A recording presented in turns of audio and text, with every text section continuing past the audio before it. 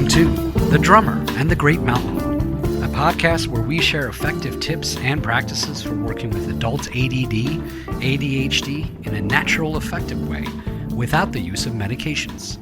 Each episode, join me, your host, Batman Saram, along with the author of The Drummer and the Great Mountain, Michael Joseph Ferguson. Join Michael and myself in an interactive discussion of sharing our stories as we journey together in transforming what can be the gift of being what we call hunter types. This podcast is intended to be your audio companion to the book written by Michael, who joins me each episode where we both will strive to foster dialogue, give you our personal insights, and share both of our experiences on this similar path that we are all on. Our intention and hope is that along with the book, this podcast gives you an additional perspective as you listen to us delve deeper into each chapter of the book to give you even more tools to go along with what it is that you are reading. Visit us at drummerandthegreatmountain.com to purchase the book and look for more tools, tips, and updates, as well as giving us feedback on this podcast. Join our growing global community of creative types, entrepreneurs, and out-of-the-box thinkers on our shared journey. Welcome to The Drummer and the Great Mountain podcast.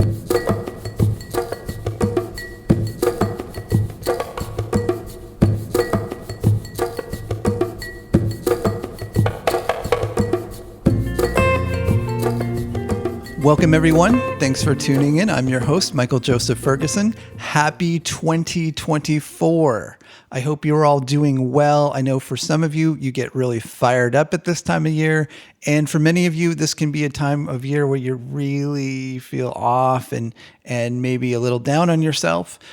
So every year since 2016, we've done a Going Into the New Year episode. And today's episode, I was reflecting, okay, what's alive in me? What am I hearing from my clients? What's the theme that would be supportive to all of us? So in today's episode, we'll discuss how to get plugged back in again. How do we rediscover that feeling of connectedness that many of us have felt in certain times of our lives? And how do we commit ourselves to staying close to this throughout the year so that that becomes what we care about? That's what we put on our schedule. Those are the actions we take so that we can feel more alive, more connected, and more fulfilled going into 2024.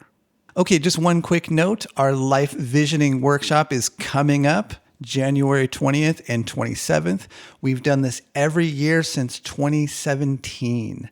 And we intentionally scheduled this workshop a few weeks into the year. That's often when we find ourselves starting to wane a bit. We had some intentions going into the year, and then we start to flounder a little bit. So I felt that this is a really good time to place the workshop. The workshop is about getting to your why. And when you have your why, you have access to energy necessary for positively transforming your life. So on day one, we'll be going through exercises to flesh out what you're truly wanting out of 2024. And in day two, we're going to distill these down into milestones and doable actions, giving you a map as you go through your year. So we truly have a global community. You'll be connecting with people from all around the world. New friendships happen. Good things come out of this workshop. I really hope you can join us. It's an honor to do this every year. If you're interested, go to drummerinthegreatmountain.com/workshop or check the link in the description. Okay, so as we go through our recording today, you may hear Ricky the rooster in the background, our little buddy. So if you hear him, you might hear a rooster calling. He's just inserting himself into the conversation. And a little bit later, we're going to be talking about nature connection. So he's there to remind us of that. Okay, so we're going to be talking a little bit about spirituality. And because that term is so loaded and vague and charged, because when we hear that, we think, well, is this God? Or is this guy like pulling some kind of religious thing on me? What is this? Because of that, the only way I can approach this is by giving you my personal experience of what it meant for me and means to me to feel connected, quote unquote. And mileage may vary. You have had your own experiences. I assure you, I'm sure there's been moments, even if they were just fleeting, where you had similar experiences. So I'm going to give you mine, and then we're going to explore a little bit about what does it mean to be connected? How do we get to a place where we feel reconnected? So when I was 22 years old, I was working in 3D animation. And even though I was a bit flaky and uneven, I was definitely capable. And over time, fairly quickly, I was able to get my work of doing 3D animation at the this is 92. So this is before Pixar was doing like films or anything like that. This was back when I was trying to get a job at Babylon 5, if you remember that show. That was the first show to use 3D animation as a regular part of episodic television. So I really wanted to get that job. But I ended up getting a job at a video production company, which was far better. I learned so many more things from it. So I was able to get to a place when I was 22 years old where I was seeing my work being seen by tens of thousands of people. But I got to a place where there was something missing. I had gone through that very quickly, going from learning a skill to getting good at it to being very successful at it and making some money doing it. I wasn't making a ton of money, but I was definitely doing okay. So one evening I had this experience where I was by myself and I had gone to a Jack in the Box. I had already started eating better. But for some reason I just kind of felt drawn to it. And when you're by yourself, you'll do like weird stuff because no one's around, right? So I went in and I got something and came out and there was a man there and he was saying, look, I need to go in and could you give me some money for some food? I'm not going to spend it on drugs. I just literally need to get some food right now. And I sat and talked with him for about a half hour, 45 minutes. I heard his backstory. And in hindsight, he was definitely a hunter type. He had some experience where his dad died and it really just destabilized him to the point where he became homeless. And I basically just gave him what was in my wallet. And I left there from that experience thinking, okay, wait, it's that there's something here. That piece of service, giving back, I need to make sure I'm putting some energy towards that. And so over the next 3 months or so, I started to experience coincidences that really made me question how I saw the world worked, in terms of I'd have a thought and then something would show up like completely out of the blue where I thought, well, that's the odds of that thing happening are so low percentage wise that I thought, well, there's got to be a connection. I mean, I wasn't stupid. I wasn't just blindly going through the world saying, oh, well, it's, your thoughts create your reality. I had no concept of that at all. I was just freaked out. It was like, wait a minute, I had not had that experience up to that point in my life. So that kept happening until about 3 months from that initial experience of meeting that homeless man. I had an experience of awakening. It's the only way I can describe it, of feeling all of my neuroses and shame and self-judgment and isolation all lifted away. And I was left with a feeling of deep connectedness. And that feeling of isolation was gone. I really felt as though I got plugged back in again. That's the only way to describe it. I'm sure that in some ways when I was a child, I felt that a little bit. So then from there, it was, well, what was this experience? Now, since then, I've met many, many, many people who have had had a similar kind of experience. Some people have experienced it on drugs. Some people have experienced it through meditation. And, there's people study this. They study this type of experience. What I was more interested in is, what are the practices that keep me connected? Because that faded over time. I felt it for a good couple of years. I felt that that experience to a greater or lesser degree, but it starts to fade. I started to just get back into my old patterns again. And so then it becomes, okay, what do I need to do to stay connected to that experience? What do I need to do to reconnect myself to the life force? That's the best way I can describe it. And so what I found is half of it is about practice, about what you do to reconnect, and half of it is about you facing the things that disconnect you. Like, what are the things that disconnect you from that feeling of you're part of the whole? What's the thing that keeps making you feel isolated? That's, I guess, the best way to describe it. And having worked with so many of you, I recognize that it's a very high percentage of us have had some kind of spiritual awakening kind of experience. Even if it was just fleeting, it's a very high percentage of us. And it's led me to think that we are somewhat hardwired for this experience more than other people. There's just been such a high percentage of people wired the way we're wired that shared some kind of experience like that I thought, no, it's something to do with our sensitivity. It's something to do with our aliveness, that both is a real struggle for us, but also it's one of the hidden gifts, this ability for us to reconnect.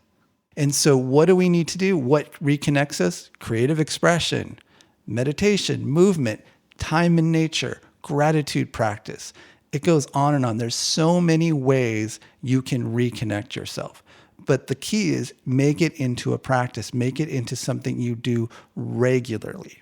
And then the question is, well, what disconnects us? Well, self-judgment, getting caught by stimuli, addictive behaviors, anxiety, stress, impulsivity. All of these things create an isolation experience. We feel isolated, we feel small. And the question is, what do we need to do to expand ourselves again so we feel that sense of connectedness? Because then we just have so much more energy and it's less work. When we feel connected, life becomes easier.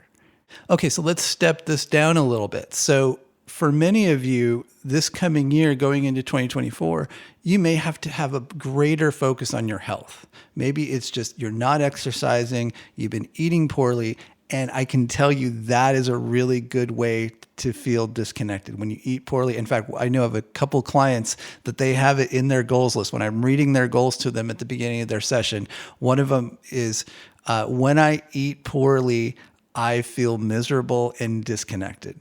And so we have to remind ourselves, like, these are the things, and then it becomes, well, that's one part of it, but then how do you actually start eating healthy? That's work. That takes time. That takes energy.